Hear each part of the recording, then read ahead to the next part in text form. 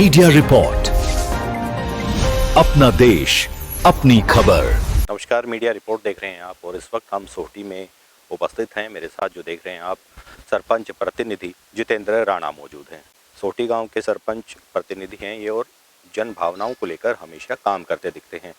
गांव के विकास को लेकर खासे चिंता में दिखते हैं और जिस तरह से अभी पंचायती ज़मीन से मिट्टी उठाने की बात है उसको लेकर बातचीत करेंगे, क्योंकि इन्होंने अपने निजी कोष से अपनी जेब से 21,000 रुपये उस व्यक्ति को देने की बात कही है जो मिट्टी चोरी करते हुए किसी वाहन का या व्यक्ति का नाम, पता या फोटो इनको सौंपेगा। प्रधान जी, किस तरह की बातचीत है जो आपने 21,000 रुपये की बात कही, क्यों देंगे? देखो जी, हमारे गांव की जो पंचायती ज़मीन है वो हमारे गांव के रिहायशी इलाके से काफ़ी दूर तक उसका क्षेत्रफल फैला हुआ है और ज़्यादातर जो ये माइनिंग का जो चोरी का कार्य होता है ये ज़्यादातर आदमी रात्रि के समय में इसको अंजाम देते हैं और कब देते हैं, किस टाइम देते हैं, तो इसका भी कोई किसी को वही खबर नहीं लग पाती।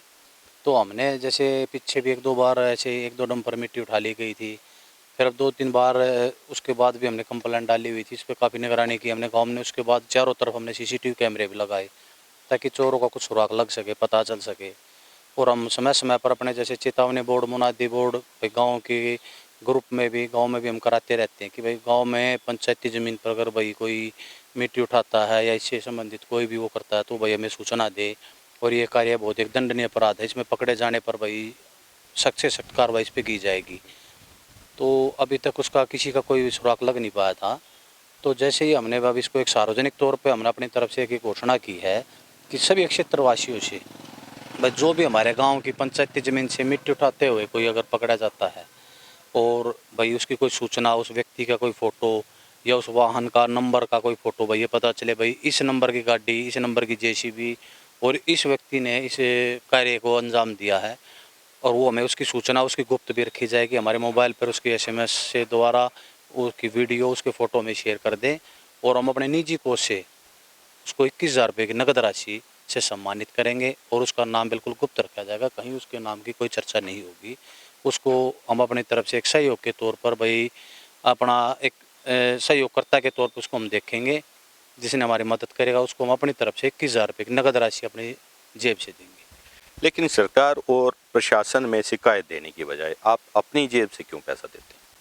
देखो जी, क्या है, मैं हमेशा से एक सामाजिक कार्यों में रुचि रखता हूँ। बहुत से कार्य ऐसे हैं जो भाई 10, 20, 30, 50,000 तक के भाई मैं सोचता हूँ भाई गांव में अपनी तरफ से करा सकूँ तो मैं उसको कराने की कोशिश करता हूँ। और इसीलिए भाई मैं सरकार के लिए तो भाई सरकारी राहत कोष से देने के लिए कई तरह की अनुमति लेनी पड़ती है, कई तरह की बंदिशें होती है, कई तरह के रूल होते हैं। लेकिन अपने निजी कोष से भाई हम अपने चाहते हैं कि भाई हमारे जो ये झंझट हमारे गांव में फैला रहता है भाई इसको पकड़ने में भाई थोड़ा मदद मिलेगी। हो सकता है कोई गरीब आदमी भाई हमारी इस मदद में सहयोग करे, भाई उसको इस चीज़ का नाम मिले तो भाई आगे ऐसे कार्य होने में हमें इस चीज़ का सहयोग मिलेगा कि भाई जैसे ये कार्य रोकने में हमें काफ़ी मदद मिलेगी। इसलिए हमने सोचा भाई सरकारी कोष की बजाय हम अपने निजी कोष से इसको दें। अच्छी बात है। गांव के विकास कार्य को लेकर क्या कहेंगे? पीने के पानी की जो सुविधा है या बिजली की जो सुविधा है, स्वास्थ्य की है, किस तरह का काम कर रहे हैं? गांव के जो पानी की समस्या थी जी हमारे गांव में पिछले लंबे समय से चली आ रही थी। जैसे हमने सरपंची का अपना कार्यकाल संभाला उसके 2-4 महीने के अंदर अंदर हमने अपना डिग्गी का निर्माण के लिए जो हमारी फाइल थी वो पास करवाई थी, लेकिन कुछ फंड की वजह से वो कार्य अधूरा रहता था, जिसके लिए भाई दोबारा से भाई हमने विभाग में जाकर बार बार अपनी एप्लीकेशन, अपनी शिकायतें देकर उस कार्य को पूरा कराने के लिए भाई सरकार से भाई अनुरोध किया और उसका कार्य का जैसे फंड भी अवेलेबल हो चुका है और विभाग जल्दी उसका ऑनलाइन टेंडर करके बचे हुए जो हमारे गांव में 50% आबादी में पानी की पाइपलाइन बिछने का कार्य भी रहता है।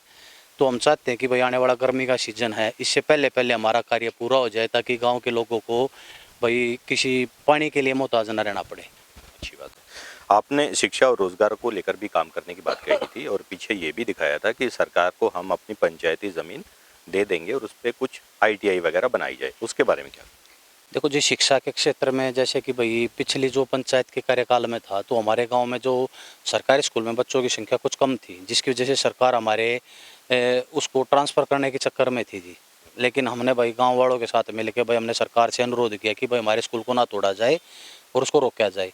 अब जब से हमने कार्यकाल संभाला है तो भाई हम मारुति के सहयोग से, अपने सहयोग से और शिक्षा विभाग के भी सहयोग से भी हम लगातार अपने स्कूल में भाई अच्छे कार्य कराने में प्रयत्न कर रहे हैं। जब हमने पीछे अभी स्कूल में अभी ओपन जिम भी लगाई बच्चों के लिए, दोबारा से जो हमारा गेट का निर्माण भी हमने करवाया है, और उसमें स्कूल के अंदर 2 बड़े कमरे, लाइब्रेरी के लिए जगह हमने उसमें करवाई है, और आगे भी हम शिक्षा क्षेत्र में भी हम अच्छे कार्य करते रहेंगे।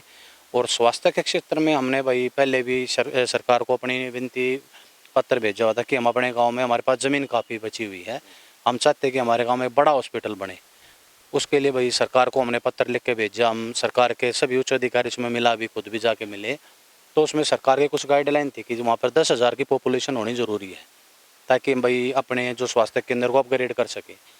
तो फिर हमारी एक बार वो फाइल कैंसिल हो गई थी, लेकिन दोबारा से हमने जाके भाई अपने लगातार उस पर प्रयास किया और उसको अपने सब सेंटर को थोड़ा सा बड़ा CHC सेंटर कराने में उसको हम कामयाब हो गए।